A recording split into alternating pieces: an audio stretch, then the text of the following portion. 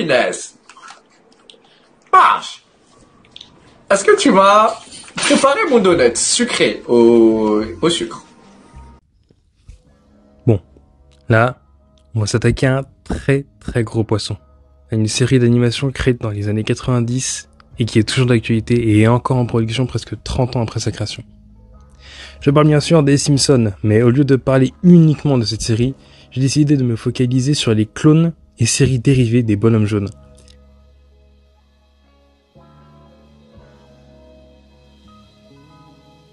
Mais avant de faire quoi que ce soit, définissons la série d'animation pour adultes.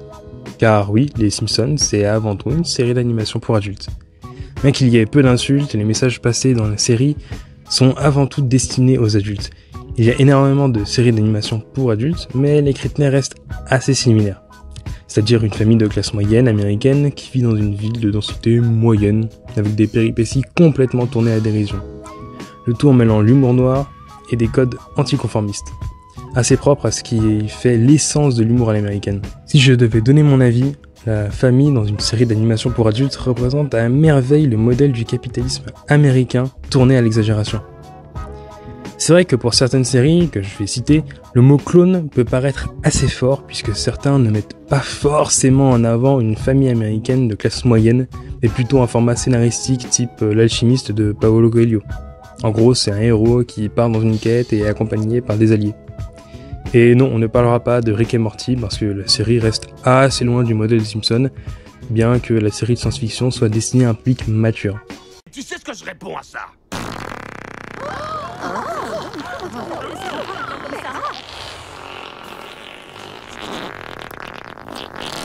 Wow, la vache, il venait de loin celui-là, pas vrai? Il est vrai que dans ce podcast, j'aurais pu parler du clone le plus notable, aka South Park. Cependant, la série d'animation possède un humour et un format si particulier que dire qu'il s'agit d'un clone des Simpsons serait une insulte à la série et à son univers, et une preuve de mauvaise foi. Ne te comporte pas en sale môme trop gâté. Je veux bien t'acheter le handybook de Toshiba, sinon je t'achète rien du tout. Ah ouais, je crois que j'ai une meilleure idée. Pourquoi t'irais pas jusqu'à la pharmacie pour acheter des capotes? Comme ça, au moins, je serais protégé puisque t'as décidé de me baiser, maman. Les dessins n'ont pas pour vocation à être réalistes ni à plaire à toute la famille.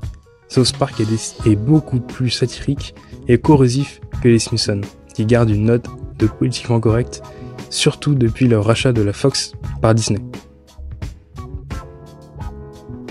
Ce nom ne vous dit peut-être pas grand-chose, mais les séries de Seth MacFarlane sont assez connues et marquent un tournant dans les années 2000, en devenant un concurrent direct aux Simpsons. Il est le créateur de séries comme Family Guy, American Dad ou encore le Cleveland Show. Sa production la plus notable reste tout de même Family Guy, ou Les Griffins en français.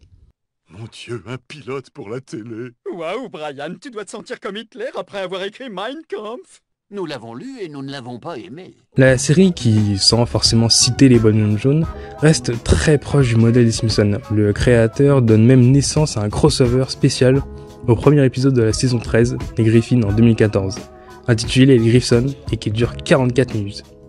Épisode dans lequel Peter s'improvise comme dessinateur de bande dessinée après avoir trouvé celle du journal Sinistre. Malheureusement, son plan se retourne contre lui et toute la famille s'envole pour une nouvelle destination. Alors qu'ils se dégourdissent les jambes dans une station essence, leur voiture est volée. Faisant le plein au Quick Mart de Apu, Peter et les siens rencontrent les Simpsons qui les hébergent quelque temps chez eux. Je ne vous raconte pas la suite de l'épisode pour éviter toute forme de spoil, bien sûr. En bref, il aura donc fallu attendre 15 ans après la première diffusion de Family Guy pour avoir une collaboration entre les deux familles les plus célèbres des États-Unis d'Amérique. On notera aussi le fait que Seth MacFarlane a été accusé à plusieurs reprises de plagier les Simpsons. Mais évidemment, ce dernier va s'en moquer à cœur joie en critiquant quelquefois les habitants de Springfield, en dénonçant l'aspect vieillot de la série. D'ailleurs, fun fact, si vous regardez les deux séries aujourd'hui, on se rend vite compte qu'elles commencent à s'essouffler. Donc on peut le dire, les critiques de MacFarlane se retournent contre lui.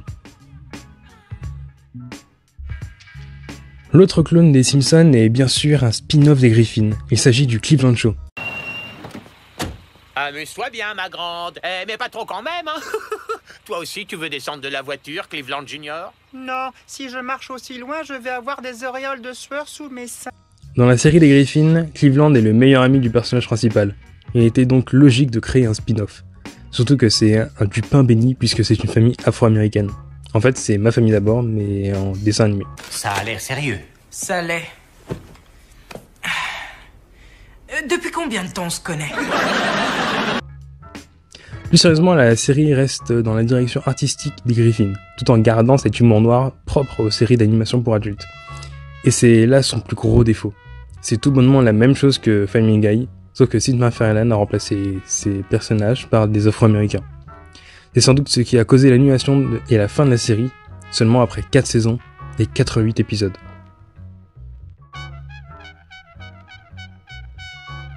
Dans les clones des Simpsons, on retrouve également les autres séries de Matt Groening.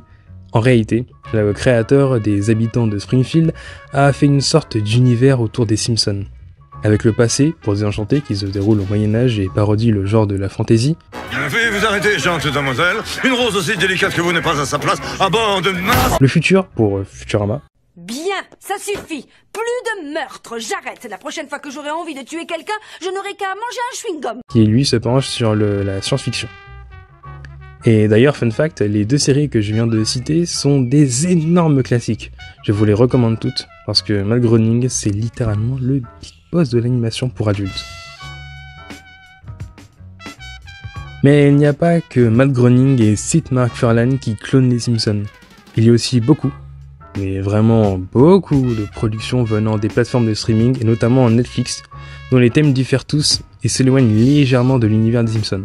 On peut penser au Brooklyn Nine-Nine version animée, j'ai nommé Paradise Police. Qui est le fils de Prout qui a stocké des rations pour une journée seulement? Ouhou! Ouh, ha, ha, ha, ha. Non d'une noisette, je suis un écureuil volant! Je vous la fais courte, c'est un commissariat rempli d'incapables dont le personnage principal est un agent de police qui a tiré dans les balls de son père quand il était petit, en jouant avec son arme. Voilà, c'était le speech de Paradise Police. L'autre série Netflix à succès n'est autre que BoJack Horseman, qui se tourne dans un humour assez particulier et traite principalement de la dépression chez les artistes. D'accord. Voici le secret pour être heureux. Il me tarde de l'entendre, vas-y, envoie. Faire semblant d'être heureuse. Et un jour, tu oublieras que tu faisais semblant. Ça peut faire glauque comme ça, mais la série est vraiment pas mal du tout. Et se regarde absolument tout seul. Enfin, très récemment, c'est la série Mulligan qui est sortie cette année et parle d'une apocalypse extraterrestre où il n'y a que quelques survivants. Et il y a un mec qui devient président et...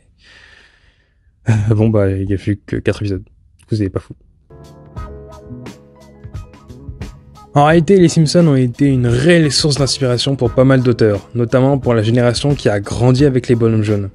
C'est aussi pour ça qu'on a autant de contenu qui s'inspire de cette série sur les plateformes de streaming, bien que la qualité des productions soit assez variable. Bon, voilà, j'espère que cet épisode vous aura plu, qui change un petit peu par rapport à d'habitude, puisque là je me focalise un petit peu sur une série d'animation assez connue, qui est autre que les Simpsons. Donc voilà, j'espère que ça vous aura plu, encore une fois. Et si c'est le cas, n'hésitez pas à mettre un j'aime, un commentaire, à vous abonner et à partager la vidéo, car tout ça, ça rentre évidemment dans l'algorithme et c'est parfait pour le référencement. Allez, salut!